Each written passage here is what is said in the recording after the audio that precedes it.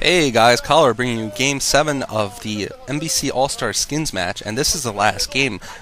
C is up 4-2 in this series so far, which is played for money, as I'm sure you know from watching my videos. But in the last game, Free managed to show excellent play on Monty Hall, able to use a combined ground and carrier force to just to defeat C. Although I thought it was the closest game of the series so far. It really wasn't until the last moment when I could tell who was going to win, because C and Free just had this massive battle on one of the lanes, and it was just so close. Both sides just throwing everything they had into the battle, and at the end, when the smoke cleared, there was just a couple more Dragoons for Free, and critically, most of his carriers were still alive, and C just had to concede, knowing that once one of the lanes falls in Monty Hall, it's really hard to recover, because it's just so hard to move around forces between the lanes, and the enemy is just able to go right for your main and just take it out. So actually, last game, I did check the map for Monty Hall. It is slightly imbalanced towards Protoss. Protoss is 54% win rate against Terran, and this Lapis map here is Tau Cross, and also slightly imbalanced towards Protoss. There's a 60% win rate for Protoss, so we'll see if C can win regardless. I still think C is a favorite, though, my favorite for winning this final game, because C I just feel has such a solid playstyle, that's such a safe playstyle, and while he doesn't really change his build order a lot, I think he's just practiced the same build order hundreds and hundreds of times, and just is so expert at any kind of at changing it in the middle of the game to deal with whatever Protoss does, and just able to micro and macro very well. And Free really still, I think it's the onus is on Free to really pull off another victory. I feel like last map he won partially because of the map structure, and just because he was able to use those carriers at the end quite successfully.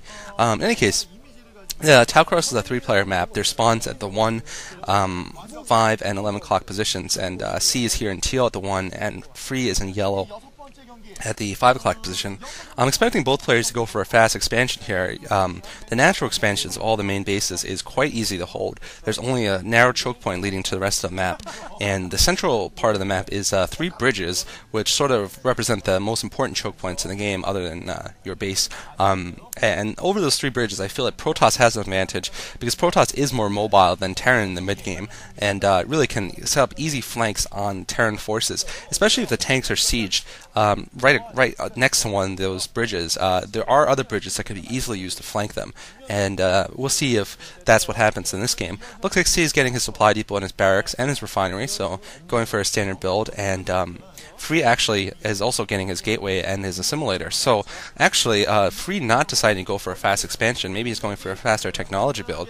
I'm a little surprised by that, considering that I think that the natural expansion is quite easy to hold, and because Free has been going for 12 Nexus for a couple of these games so far.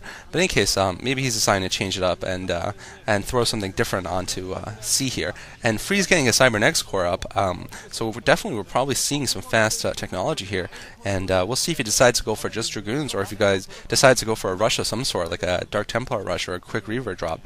And those options are viable in this map, I feel, because your main is quite large, and there are sort of walls around there where you can sneak around without your enemy having vision of you. Factory going up for C here, so C, yeah, hasn't changed his build order at all in 7 games.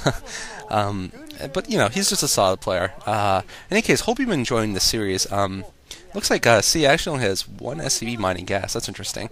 I just chose the series because it was one of the few games that's playing right now, since this is between the Pro League seasons and the OSL and MSL seasons. So, I mean, I'm not sure if this has been the most exciting series so far in terms of just absolute great play and just innovative play, but I found this to be quite enjoyable to cast. Just a good example of what StarCraft is like in present times. And of course, these both are very solid all-star players. So, if you've enjoyed watching this, or if you're just watching it at all, if you could just leave a comment, I would really appreciate it. Just telling me what I should do next and what else I could work on. Yeah, it does take me quite a long time to do these commentaries and to put them up. I'd say like just the rendering takes more time than the actual games do per game. But in any case, I do enjoy doing them, and you know, so far I've gotten a lot of good feedback from people who watch it on YouTube. And if you enjoyed, please check out sc2gg.com. Once again, that's a great website to see other commentators in English and a lot of just great StarCraft advice also. Looks like a Dragoon's pushing up against 3 Marines here.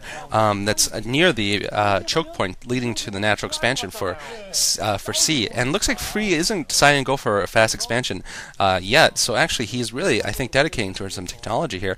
And a factory and a machine shop going up for C. And C hasn't scouted Free yet successfully. So I'm not sure if he anticipates this really fast Dragoon push yet.